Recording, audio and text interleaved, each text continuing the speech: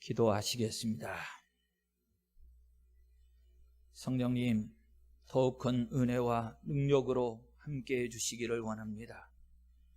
오늘 이 시간이 말씀을 받을 때에 성경의 지식만, 정보만 제공받는 시간 되지 않게 하여 주시고, 말씀 양식으로 받아 하나님의 음성을 들으며 더하여 믿음으로 결단하고 고백하는 귀한 시간도 꼭 되게 해 주시옵소서. 연약한 종입니다.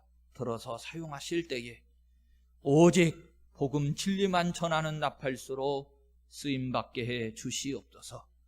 말씀하시는 분은 아버지 하나님이심을 인정하옵고 우리 주 예수 그리스도의 이름으로 기도합니다. 아멘. 지난 시간에 욥기서를 구속사적 관점에서 본다고 그러면 번제, 복음이지요. 복음으로 시작을 해서 번제, 복음으로 끝나고 있는 성경적 구조를 가지고 있는 작은 성경과 같고, 또 하나님의 관점으로 욥기서를 바라보면 아담과 하와가 더럽힌 하나님의 거룩하신 이름, 그 명예를 누군가 회복을 해야 하는데, 그래서 하나님께서 사탄에게 욥의 온전함과 정직함을 자랑하셨다라고 하는 것은 아담과 하와의 실패를 욥을 통해서 회복하기를 원하시는 하나님의 기대하심을 살펴볼 수 있었다 그랬습니다. 그리고 욥을 사이에 두고 하나님과 사탄이 과연 욥이 누구의 소유인가 라고 하는 것을 놓고 대적한다, 이런 관점으로 바라보기도 했습니다. 더하여 복음이라고 하는 것을 이 제사하고 함께 연관시킬 수 있었던 것은 3장 속에서 원복음이 먼저 주어졌고, 이후에 아벨도 노아도 예를 들면서 제사를 지내는데 성경이 그들의 제사를 해석하기를 히브리서에서 믿음으로 제사했다. 그래서 믿음으로 의인되기도 했고 또 의의 상속자가 되기도 하였다. 그래서 그냥 단순한 제사가 아니고 번제가 아니고 믿음으로, 무엇을 믿는 믿음이요? 원래 복음을 주셨던 원복음, 그 원복음을 믿음으로 바라보고 제사했기에 하나님께서 아벨의 제사 또 노아의 제사를 받아주시고 의롭다 인정해 주셨다. 이런 말씀까지도 우리가 쭉 살펴보았습니다.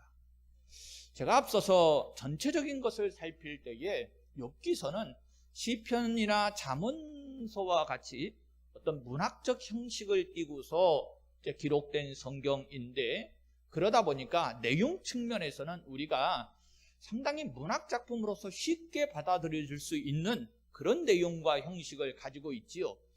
욥기서를 읽으시면서 내용이 너무 어렵다, 힘들다 그러신 분들 없지요.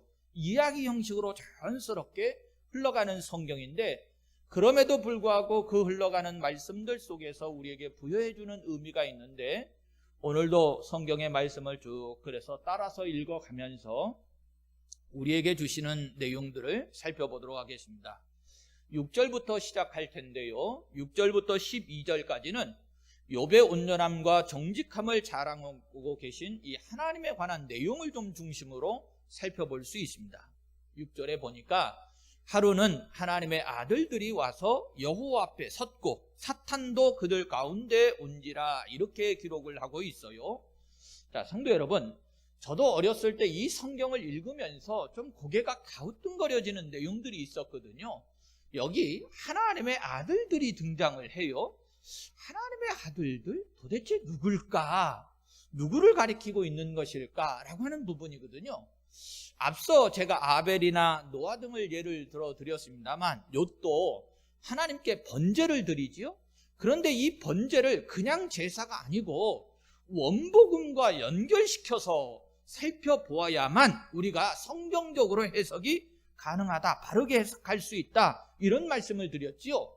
원복음이 제시되어졌어요. 자, 그런데 이 원복음 창세기 3장 15절 말씀을 근거로 해서 살펴보면 거슬러 올라가서 이 하나님의 아들들에 관한 이 내용을 어디서부터도 우리가 해석하고 확인해 볼 수 있느냐면 창세기 6장 2절에 노아 당시에 하나님의 아들들이 사람의 딸들의 아름다움을 보고 자기들이 좋아하는 모든 여자를 아내로 삼는지라 라고 하는 말씀이 나와요. 아니, 노아 당시에도 벌써 구분을 해요. 성경이 하나님의 아들들이 나오고 사람의 딸들이 등장한단 말이죠. 자, 성도 여러분, 어떻게 생각하십니까? 우리도 그러면 당시 하나님의 아들들로 이 구분되는, 하나님의 자녀들로 구분되는 그룹이 있었고 사람의 자녀들로 구분되는 그룹이 있었다, 이런 것이잖아요. 자, 이것을 원복음과 결부시키면 답이 바로 떨어집니다. 사람의 딸들은 원복음에 뭘로 제시를 하고 있죠? 뱀의 후손으로 제시를 합니다. 그렇지요? 그런데 하나님의 아들들은 그러면 어떤 후손이죠? 여자의 후손이라고 이미 하나님께서 성경으로 구분을 하시고 그렇게 나누어서 기록을 해가고 있는 거예요. 그러니까 하나님의 아들들이 하나님과 함께 섰다라고 하는 이 부분은 정말로 쉽게 이해가 되죠. 왜? 성경으로 그냥 보시면 되는 거예요. 그런데 문제는 이런 것도 있어요. 사탄도 그들 가운데 온지라, 사탄이 하나님과 하나님의 아들들이 있는 이 하늘나라에 왔다는 거예요. 이것도 인간의 논리로 보면 궁금해요. 이게 어떻게 해서 가능한가? 문제의식이 자꾸 발동하거든요. 그런데 성경에 답이 있습니다. 요한계시록 12장 10절 말씀에 가보면 우리 형제들을 참소하던 자, 곧 우리 하나님 앞에서 밤낮 참소하던 자가 쫓겨났고, 이렇게 기록을 해요. 참소하던 자는 사탄이라고 그랬지요. 여러분 보세요. 성경에 하나님 앞에서 사탄이 밤낮 참소하는 자로 있었다는 거예요. 우리의 죄를 자꾸 지적하고 이간질시키고 하나님께 고발하고, 이런 역할을 사탄이 누구 앞에서 했다고요? 하나님 앞에서 했대요.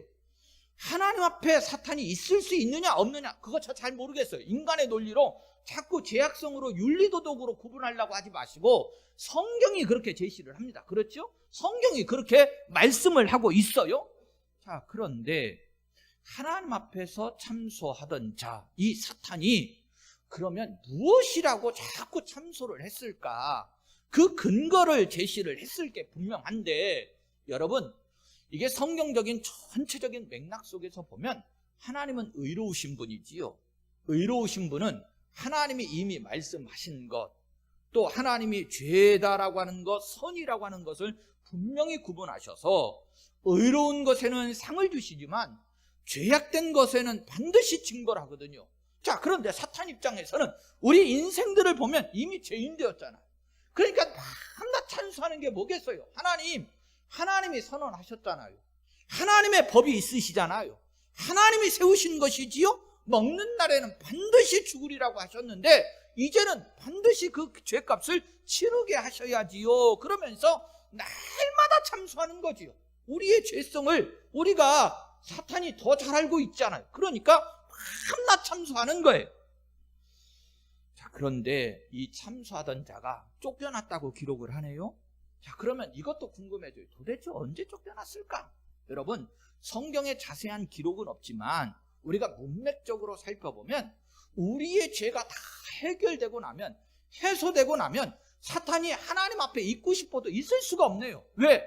아니, 더 이상 참석거리가 없잖아.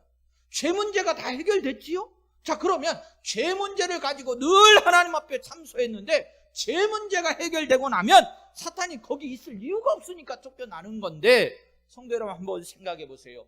언제 우리의 죄 문제가 해결됐지요? 예수님 십자가잖아요. 예수님께서 십자가를 지시고 우리의 모든 죄를 다 대속해 주셨으니, 죄값을 다 치렀으니 이제는 사탄 입장에서도 아니 죄인이잖아요, 이제는 징계하셔야 되잖아요, 이렇게 날마다 참소해야 되는데 하나님이 죄값 다 치렀는데, 모든 데 다 대속했는데, 예수님이 다 담당했는데, 그러니까 사탄이 할 말이 없으니까 사실은 하나님 앞에서 추방당하고 쫓겨나는 거지요. 하나님이 뭘 강제로 쫓아내신 게 아닙니다.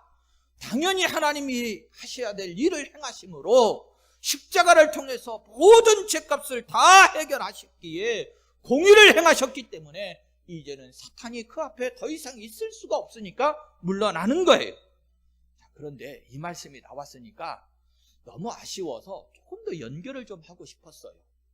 이 기록만 있으면 이제 됐구나 그럴 것 같은데요, 요한계시록을 좀 더 읽어가다 보면 우리가요 정말로 두렵고 떨리는 마음으로 대해야 될 말씀이 있습니다. 요한계시록 12장 12절 말씀에 보면, 그러나 땅과 바다는 화 있을진저 이는 마귀가 자기의 때가 얼마 남지 않은 줄을 알므로 크게 분내어 너희에게 내려갔음이더라 하더라. 이 말씀을 하고 있는 거예요. 자, 마귀가 하나님 앞에서 쫓겨나 나오면서 막 분이 가득했다는 거예요. 뭐 때문에? 자기 때가 이제 얼마 남지 않았음을 깨달아서 분이 가득해가지고 이 땅으로 내려왔다는 거지요. 여러분, 이런 성경적 표현은 참 많습니다. 그래서 사탄이 호시탐탐 우리를 노리는 모습을 성경이 비유적으로 표현할 때 우는 사자와 같이 이런 표현도 사용하고 있는 거지요. 그러니까 지금 하나님 앞에서는 쫓겨났으니 이제는 하나님과 함께 하신 분은 성경으로 보면 하나님 우편에 우리의 중보자자 되시는 예수 그리스도가 계셔서 끊임없이 우리를 위해서 간구하고 계신 거고요. 사탄은 이 땅으로 내려와서, 자 보세요, 지금 이 자리에도 역사하고 있을 것이고요, 우리의 모든 삶의 자리에도 이 사탄이 행하면서 호시탐탐 우리를 노릴 거거든요. 여러분, 가벼이 대하지 마세요. 정말로 두렵고 떨리는 말씀이거든요. 왜요? 우리가 전적으로 나의 모든 생명과 삶의 자리를 하나님께 맡겨드리지 못하면 사탄이 우리를 넘어뜨리거든요. 넘어뜨린다라고 하는 것이 가볍지 않은 게, 결국은 사탄이 노리는 게 뭐겠어요? 지옥으로 끌고 가겠다고 하는 건데, 생과 사의 갈림길 속에서 사탄은 이렇게 우는 사자와 같이 분을 내면서 우리를 노리고 있는데 우리는 너무나도 아닌데요. 성경은 가벼이 해야 될 말씀이 아니에요. 그래서 바울 사도는 에베소서 4장 27절 말씀에 마귀에게 틈을 주지 말아라 이렇게까지 경계하면서 경고하고 말씀을 주셨어요. 영적으로 생각해보면 하나님의 나라와 세계를, 이 영의 세계를 우리가 제대로 알지 못하지만 성경 말씀을 통해서 확인된 것만 가지고도 우리의 영이 생과 사의 갈림길에 놓여 있다라고 하는 이 부분만 가지고도 충분히 경각심을 가지고 주의하셔야 된다라고 하는 것을 깨달아 알 수 있어요. 자, 이제 또 나아가 보십시다. 7절로 가시면 8절까지. 여호와께서 사탄에게 이르시되 네가 어디서 왔느냐? 사탄이 여호와께 대답하여 이르되 땅을 두루 돌아 여기저기 다녀왔나이다. 여호와께서 사탄에게 이르시되 내가 내 종 욥을 주의하여 보았느냐? 그와 같이 온전하고 정직하여 하나님을 경외하며 악에서 떠난 자는 세상에 없느니라 그럽니다. 자, 이 말씀은 우리가 읽기도 했고 자주 반복하고 있는 중심적인 말씀입니다. 자, 여기서 일종의 이제 자랑이라고 할 수 있는데, 아담과 하와를 넘어뜨렸듯이 욥의 온전함과 순전함을 꺾을 수 있겠느냐? 이제 사탄한테 너 한번 해볼 수 있으면 해봐라. 아담 때에는 실패했지만 욥은 아닐걸, 이런 내용입니다. 그렇지요? 어떻게 생각하면요, 사탄이 하나님께 도전을 한 게 아니고 하나님이 사탄에게 도전을 한 겁니다. 자, 제가 앞전에 로마서를 공부할 때도 이런 말씀을 드렸어요. 우리가 전쟁 그러면 굉장히 나쁜 걸로 생각하는 경향이 있지만 부득불 영적인 전쟁은요, 사실 초창기의 에덴 동산에서는 사탄이 먼저 걸었다고 할 수 있지만 그 이후의 영적 싸움은 누가 거는 거죠? 하나님이 사탄에게 거는 겁니다. 왜 그렇습니까? 잃어버린 하나님의 자녀들, 저와 여러분들을 되찾아가시려고 영적 전쟁을 하시는 거거든요. 그리고 그 최종의 승리는 어디라고 그랬지요? 십자가. 이미 십자가에서 모든 것을 다 이기시고 승리하신 겁니다. 자, 그러니 오늘 이 욥기서에서도 확인을 해보면 사탄이 먼저 와서 보고를 한 게 아니고 하나님이 이 사탄에게 우리 욥 너 살펴봤어? 온전하고 정직하지? 하나님을 경외하지? 그러면서 사탄에게 욥을 놓고 하나님이 도전을 하시는 거예요. 앞서 이런 설명 드렸지요. 지금 욥을 가운데다 놓고 하나님과 이 사탄이 누구 소유냐? 이 욥이 누구 거냐? 이거잖아요. 자, 그럴 때 사탄이 이제 반응을 보입니다. 9절에 사탄이 여호와께 대답하여 이르되 욥이 어찌 까닭없이 하나님을 경외하겠습니까? 그러면서 항변을 하고 있는 거예요. 이런 거라고 그랬지요. 욥이 겉으로는 하나님을 경외하는 것처럼 보이지만 그 속 이 내면은 아직도 내 소유거든요. 내 지배하에 있거든요. 한번 확인해 보실래요? 이런 거잖아요. 하나님이 지금 욥의 겉모습만 보고 하나님 앞에 정직하고 온전하고 하나님을 경외한다고 말하지만 아니요, 그 속 한번 확인해 보십시다, 이런 거지요. 그러면서 10절과 11절에 주께서 그와 그의 집과 그의 모든 소유물을 울타리로 두르심 때문이 아니니까 주께서 그의 손으로 하는 바를 복되게 하사 그의 소유물이 땅에 넘치게 하셨음이니이다. 이제 주의 손을 펴서 그의 모든 소유물을 치소서. 그리하시면 틀림없이 주를 향하여 욕하지 않겠나이까. 그러면서 이 욥의 온전함과 정직함을 시험해 보자고 사탄이 하나님께 제의를 합니다. 도전하는 거지요. 즉 욥의 믿음이 진짜냐 가짜냐 한번 검증해 보자는 겁니다. 세상 논리로 잠깐 생각해 볼게요. 여러분, 좋을 때 친구가 진짜입니까? 어려울 때 친구가 진짜입니까? 어려울 때 친구가 진짜라고 그러잖아요. 우리의 믿음의 자리도 한번 가만히 생각해 보세요. 정말로 은혜 받았다, 복이 넘친다, 그럴 때에 우리의 믿음이 진짜일까요? 아니면 욥처럼 환난과 어려움이 닥쳤음에도 불구하고 쓰러지지 않는 하나님을 온전히 의지하는 신앙이 진짜일까요? 이게 이미 성경에서 확인했어요. 여러분, 복이다 그러면 욥도 오늘 성경에 하나님 앞에 복을 받은 사람으로 나오지만 진짜로 최고의 복을 누렸다 그러면 누굴까요? 아담과 하와거든요. 하나님의 동산에서요, 부러울 것이 없는, 아쉬울 것이 없는 풍성한 삶을 살아요.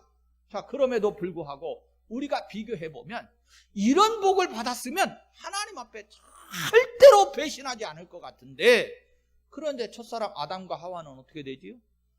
최고의 복을 받았음에도 불구하고 배신합니다. 그런데 욥은 어떻습니까? 지금 이제 이후에 전개가 되겠습니다만 욥은요 정말로 우리가 하나님이 기대하시는 진짜의 믿음을 확인을 해 볼 수 있는데, 하나님께서 이제 사탄이 요구한 대로 12절에 그래? 여호와께서 사탄에게 이르시되 내가 그의 소유물을 다 내 손에 맡기노라. 내가 준 복 때문에 욥이 온전하고 정직하고 하나님을 경외한다고 말하는데, 그럼 한번 확인해 보자. 내가 주었던 거, 그 모든 거 사탄 너한테 한번 넘겨줘 볼게. 그러면서 넘겨주어요. 그럴 때 하나님의 마음을 좀 헤아려 봐요. 앞서서도 점검을 드렸습니다만 사실 욥 이전까지는 전체적인 맥 속에서 보면 믿음의 선조들이 있기는 있었습니다만 굳이 이제 비교를 해야 되니까 아담과 하와 때를 놓고 지금 비교를 하는 거지요. 아담과 하와 때에는 하나님이 너무나도 실망했지요. 그런 은혜와 복을 주고 하나님의 형상으로 창조하고 모든 것이 부족함이 없도록 하나님이 다 공급해 주었음에도 불구하고 아담과 하와는 사탄의 첫 시험에 어처구니없이 무너지고 말았습니다. 한마디로 하나님의 이름은 땅에 떨어지고 하나님의 명예는 손상을 입고 모독함을 받을 수밖에 없었지요. 그래서 사실은 하나님이 선언하시는 내용이 성경 속에서 저와 여러분들에게 큰 울림이 되셔야 되는데 정말로 중심되는 말씀이 있었다 그랬습니다. 이사야서 48장 11절 말씀을 읽어드렸는데 나는 나를 위하여 이를 이룰 것이라. 어찌 내 이름을 욕되게 하리요 내 영광을 다른 자에게 주지 아니하리라 라고 하시는 하나님의 선언이었어요. 그리고 이 선언에 맞춰서 하나님이 계속 지금 행하고 계신 거지요. 역사하고 계신 겁니다. 그리고 그 하나님의 역사에 지금 누가 쓰임받고 있죠? 욥이 지금 쓰임받고 있는 겁니다. 어떤 일로요? 하나님의 영광을 되돌이키시고 다시 찾으시는 일에 쓰임받고 있어요. 여러분, 하나님 나라를 세워간다라고 하는 것을 오늘 이 말씀과 연결시켜 보세요. 하나님 나라를 회복시키시고 세우시는 것이 뭐겠어요? 다른 거 아니에요. 잃어버린 영광, 사탄에게 빼앗긴 거, 그거 도로 찾으시는 거예요. 하나님이 행하시는데 저와 여러분들을 부르시고 사용하십니다.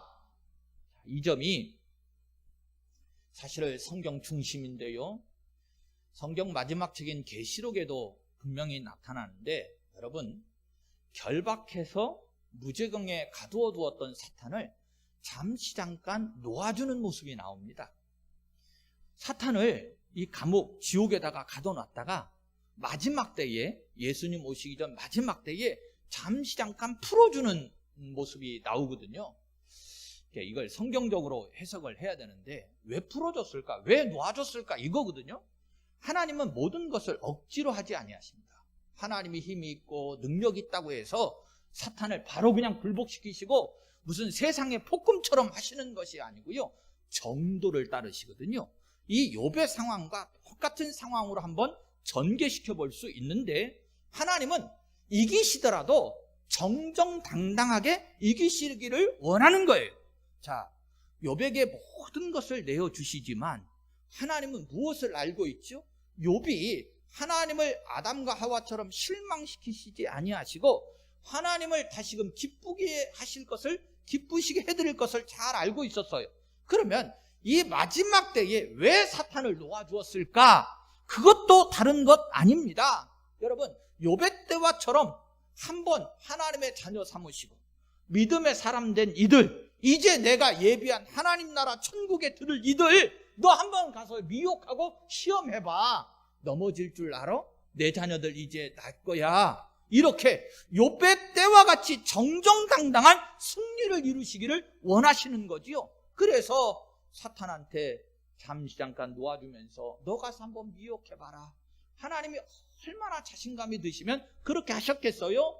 자, 그래서 12절에 보시면 다만 그의 몸에는 내 손을 대지 말지니라 그러고, 이제 사탄이 곧 여호와 앞에서 물러가니라 그러면서 이후의 전개가 어떻게 되느냐, 이제 욥이 사탄에게 시험, 테스트를 받는 과정이 쭉 전개가 됩니다. 13절부터 19절까지가 욥의 온전함과 정직함을 시험받는 과정을 보여주고 있는데, 13절부터 먼저 17절까지를 읽어드리면, 하루는 욥의 자녀들이 그 맏아들의 집에서 음식을 먹으며 포도주를 마실 때에 사환이 욥에게 와서 아뢰되 소는 밭을 갈고 나귀는 그 곁에서 풀을 먹는데 스바 사람이 갑자기 이르러 그것들을 빼앗고 칼로 종들을 죽였나이다.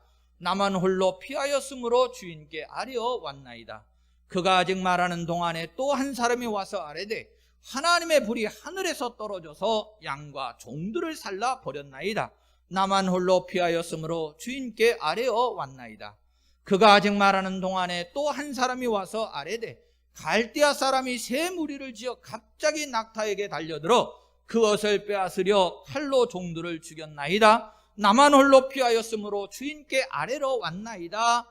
이렇게 되어져서 우리가 욥이 이제 3절에 보셨듯이 동방 속에서는 큰 자, 세상에서 가장 훌륭한 자, 복을 많이 받은 사람으로 이렇게 기록을 했는데, 하루아침에 전 재산을 잃고 빈털터리가 되어버리는 그런 모습을 보게 됩니다.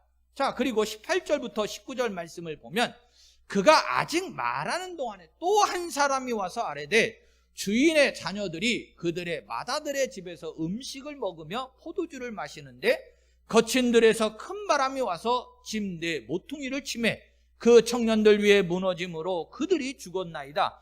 다만 홀로 피하였으므로 주인께 아뢰러 왔나이다. 그럽니다. 여러분, 제가 이 성경을 읽으면서 요즘 시대에 우리의 환경 속에 이런 일들이 또 일어날 수 있을까? 이런 생각을 좀 했어요.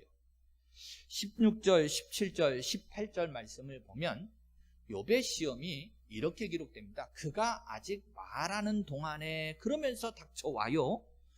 이게 그가 아직, 그러니까 종들이 와가지고 이런 환란이 닥쳤습니다. 이런 환란이 닥쳤습니다. 계속 보고를 하는데 그가 아직 보고도 안 끝났는데 또 와서 얘기하고 보고도 안 끝났는데 또 와서 얘기하고 이렇다는 거예요. 우리 왜 이런 말들 하잖아요. 숨 돌릴 겨를도 없다, 이런 말들을 하지요. 지금 상황이 막 그렇게 급박스럽게 돌아가요. 전 재산도 잃고 아들 7에 딸 3, 그래서 10남매인데 이 10남매도 한꺼번에 잃어버립니다. 시련이 닥쳐도 이렇게 닥칠 수 있을까요? 정말로 어마어마한 시련이 닥친 겁니다. 그러면 이제 우리가 뒷내용을 안다 치지만 모른다 치고 한번 생각해 보세요. 지금 사탄이 욥을 지금 테스트, 시험하는 거거든요. 이렇게 몰아쳐서 시험과 테스트를 줬을 때 정말로 온전함과 정직함을 지킬 수 있는 사람이 있을까? 그런 생각이 들어요. 정말로 하나님 앞에서 이렇게 몰아쳐 한꺼번에 들이닥치는 환난 속에서 하나님 앞에 온전함과 정직한 신앙을 지킬 수 있을까? 자, 그런데 봅니다. 20절부터 22절까지의 말씀을 보면 욥이 온전함과 정직함으로 이 사탄의 테스트, 시험을 통과하고 있는 모습을 보아요. 20절부터 21절에 욥이 일어나 겉옷을 찢고 머리털을 밀고 땅에 엎드려 예배하며 이르되 내가 모태에서 알몸으로 나왔사온즉 또한 알몸이 그리로 돌아가올지라. 주신 이도 여호와시요 거두신 이도 여호와시오니 여호와의 이름이 찬송을 받으실지니이다. 그러면서 욥이요 한마디로 잘 통과하고 있어요. 하나님이 기대하신 대로 그대로 통과를 한 겁니다. 여러분, 욥의 고백 속에 여호와께서 주셨습니다. 거두어 가신 것도 여호와십니다. 그러면서 범죄하지 않습니다. 이걸 성경적으로 조금 분석하면 유의해서 볼 단어들이 나오는데, 특별히 21절 이 한 절 속에요, 여호와라고 하는 이 이름이, 하나님의 이름이 3번씩이나 등장을 한다는 겁니다. 1장과 2장 속에서 하나님이라는 호칭도 나오고 여호와라고 하는 호칭도 나오거든요.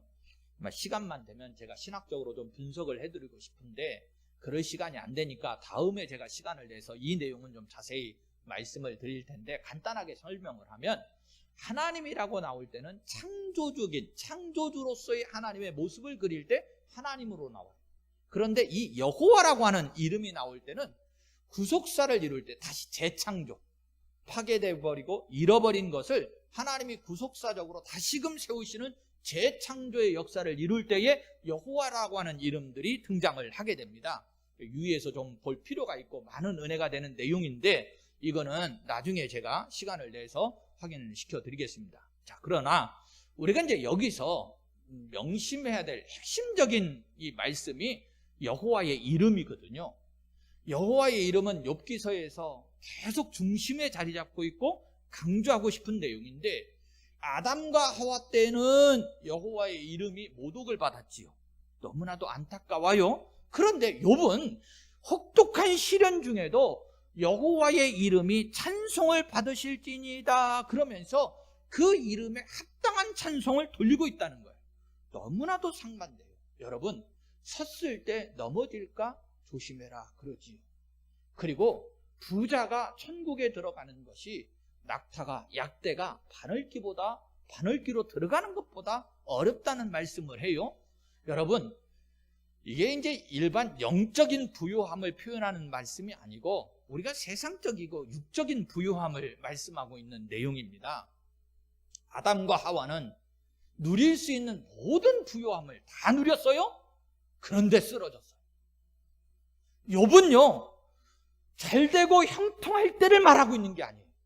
욥이 동방의 의인이고 큰 자, 부자였다 이렇게 소개는 됐지만 그때를 말하고 있는 것이 아니고 모든 것들을 한꺼번에 다 잃어버리고 빼앗긴 환난과 시련의 때를 말하거든요. 가장 낮은 자리로 추락되어질 때를 말하는데, 그럼에도 불구하고 아담과 하와는 정반대로 어떻게 하고 있죠? 하나님께 영광을 돌립니다. 하나님은 온전히 찬송 받으셔야 합니다. 주신 이도 하나님이시고 거두어 가신 이도 하나님이십니다. 그렇게 인정을 해요. 대단한 믿음이지. 여러분, 이게 지금 어떤 상황 속에서 전개되고 있는 내용이냐면, 하나님과 사탄이 욥을 가운데 두고서 누구 소유냐를 놓고 쟁탈전을 벌이는 상황이거든요. 그러니까 사탄은 이렇게 생각했어요. 이 정도 쳤으면 이제는 내 거지, 이랬단 말이에요. 그런데 욥이요 보인 반응이 뭐예요? 오히려 하나님을 찬양하고 있네요. 그러니 사탄이 이 모습을 보면서 어땠을까요? 우리 이런 표현은 쓰죠. 이를 간다. 이야, 독종이네. 진짜 지독한 놈이네. 에? 이 정도 쳤는데도 안 쓰러지네. 얼마나 사탄이 가슴을 쳤을까요? 자, 그럼 반대로 하나님은 어떠셨을까요? 그것 봐라 요놈아, 욥은 내 거요. 네가 아무리 그래도. 그러면서 얼마나 영광 받으시고 좋아하셨겠느냐라고 하는 거예요. 22절에 그럽니다. 이 모든 일에, 이 모든 주어진 일에 욥이 범죄하지 아니하고 하나님을 향하여 원망하지 아니했다. 성경이 분명히 이렇게 기록을 하고 있습니다. 제가 여러분들에게 나누는 목회자이기는 합니다만 제 스스로도 사실은 말씀을 묵상할 때 저에게 적용시켜가면서 은혜도 많이 받지요. 여러분, 사실 저나 여러분들은 죄악된 인생들 속에 살아가다 보니까 영적인 세계를 모릅니다. 욥이라고 알았겠습니까? 하나님의 나라의 세계 속에서 지금 사탄하고 하나님이 지금 겨루시는 장면을 욥은 알고 있느냐? 그런 말이 몰라요.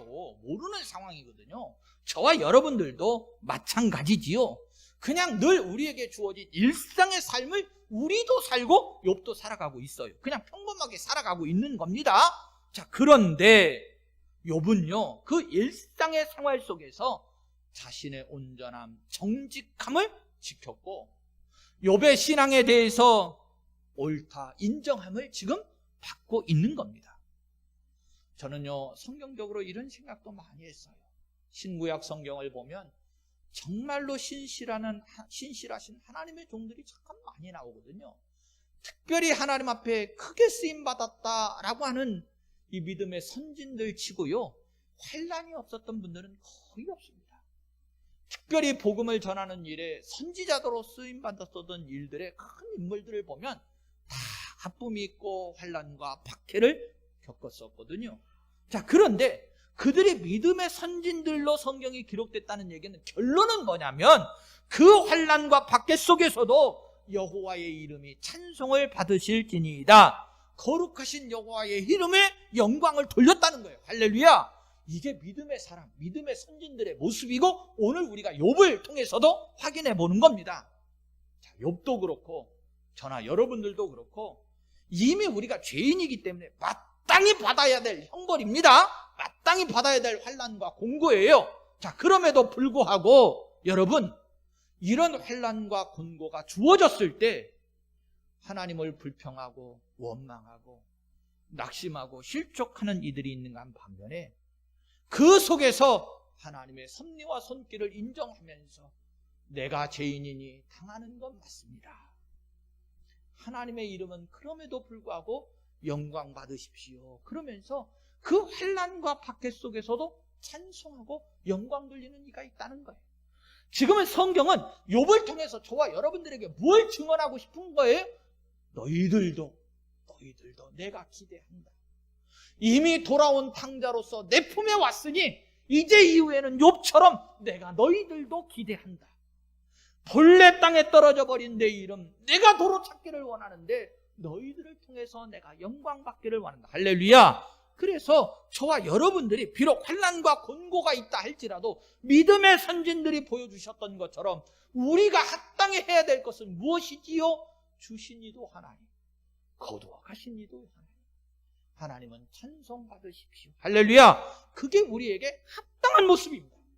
자, 더하여 항상 제가 강조합니다만 욥기서를 볼 때에 욥에다만 초점 맞추시면 안 된다고 그랬어요. 중심은 누구께 있는 거예요? 처음부터 하나님께 있는 겁니다. 처음부터 하나님이 거룩히 여기심을 받으셔야 되는 이 부분인데 명심하셔야 될 것은 이 부분을 우리가 우리의 삶 속에서는 어떻게 이루어가고 있느냐. 여러분, 예수님께서 우리에게 기도를 가르쳐 주시죠. 그 기도에 마태복음 6장 9절 말씀에 보면 먼저 가르쳐 주신 내용이 뭐냐면 하늘에 계신 우리 아버지여 이름이 거룩히 여김을 받으시오며. 기도에 제일 먼저 제일 첫 번째를 뭘로 가르쳐 주셨다고요? 아버지의 이름이 영광을 받으시는 것이다. 그리고 이후에 기도를 정리를 할 때에요, 예수님께서 6장 33절에 이어서 너희는 먼저 그의 나라와 그의 의를 구하라 이렇게 말씀하십니다. 즉 저와 여러분들에게 있어서도 하나님의 나라와 의를 먼저 두어야 한다. 우리의 신앙에 있어서 가장 중심된 것은 내가 아니고 하나님이다. 하나님의 나라이고 의다라고 하는 것을 분명히 가르쳐 주신 것이고요. 복음에 합당한 삶을 살아가는 저와 여러분들은 반드시 그 가르치심에 합당한 모습으로 삶을 사셔야 제대로 된 삶을 살아가고 있는 겁니다. 특별히 욥기 시대에는 아직 복음이 그림자로만 주어졌던, 그래서 번제를 드려야 했던 시대였어요. 지금 저와 여러분들은 어떤 시대를 살아가고 있지요? 이미 예수님께서 복음이 실체가 되어서 저와 여러분들에게 오셔서 이미 이루어 주신 시대를 살아가고 있습니다.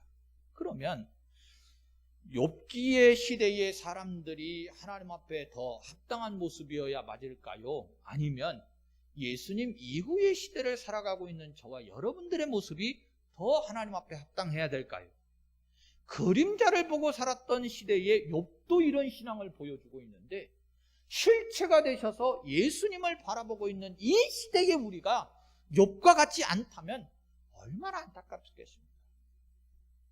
교회사 쪽으로도 보면요, 초대교회의 성도들은 정말로 그 모습이 아름다웠습니다. 그런데 시대를 지나가면서 더욱더 부흥하고 발전하고 성장해 가야 할 교회의 모습이 오히려 타락하고 범죄하고 무너지고 있는 모습도 보게 돼요. 우리나라만 보더라도 그렇습니다. 복음이 초기에 전해졌던 초대교회, 우리 한국교회의 초대교회 신앙을 보면 그 믿음의 선조들은요, 박해가 많고 환난도 많고 순교도 해야 되는 그 어려운 속에서도 믿음을 지켜왔어요. 그리고 교회는 영적으로도 양적으로 질적으로도 부흥하고 성장을 했습니다. 그런데 풍요함과 부요함을 누리고 있는 오히려 그 믿음의 선조들에 비하면 훨씬 더 평안한 시대와 은혜의 복을 누리고 살아가 있는 이 시대의 교회는 안타깝게도 영적으로는 두말할 것도 없고요, 양적으로 질적으로도 오히려 연약해지고 쇠퇴해져 가고 있는 모습을 보아요. 사탄이요, 초대교회 욥과 같은 신앙을 볼 때는 가슴을 쳤을 것 같은데 반대로 우리의 모습을 보면 박수를 치고 있는 모습이 자꾸 느껴지거든요. 너무나도 안타까운 거예요. 여러분, 욥이 이 모든 일에 범죄하지 아니하고 하나님을 향해서 원망하지 아니했다. 그리고 오히려 하나님께 찬송을 드리고 영광을 돌렸다. 저와 여러분들의 모습이 되기를 간절히 바라고 축원합니다. 한 가지 더 꼭 기억하셔야 될 것 같아서 말씀을 드려요. 그러면 욥에게는 있었는데 오늘 이 시대에는 왜 없는 것일까? 원인이 도대체 뭘까? 여러분, 다른 것 아니에요. 우리들 속에서 복음이 사라졌기 때문에 그렇습니다. 우리의 삶의 자리에서 복음이 중심이 되지를 못하고 세상 것이 중심이 되다 보니까 복음이 우리의 삶에서 사라지니까 그래요. 우리가 로마서를 공부할 때에 로마서 12장 1절 말씀을 나누면서 이렇게 정리를 했지요. 너희 몸을 하나님이 기뻐하시는 거룩한 산 제물로 드리라. 이는 너희가 드릴 영적 예배니라. 우리의 몸, 우리의 모든 삶의 자리를 복음 중심으로 하나님께 드리는 예배자로서 예배의 모습으로 살아라. 이것이 하나님께서 행해 주셨던 복음의 은혜를 누렸던 사람들의 삶의 실천 원리였습니다. 복음이 중심이 돼야 되는데 복음이 사라지니까 저나 여러분들이 타락하고 범죄해요. 꼭 기억하시고 우리 군복교회 성도들은 복음 중심으로 항상 영적 예배자의 삶을 살아가는 성도들이 되시기를 예수님의 이름으로 축원합니다. 아멘.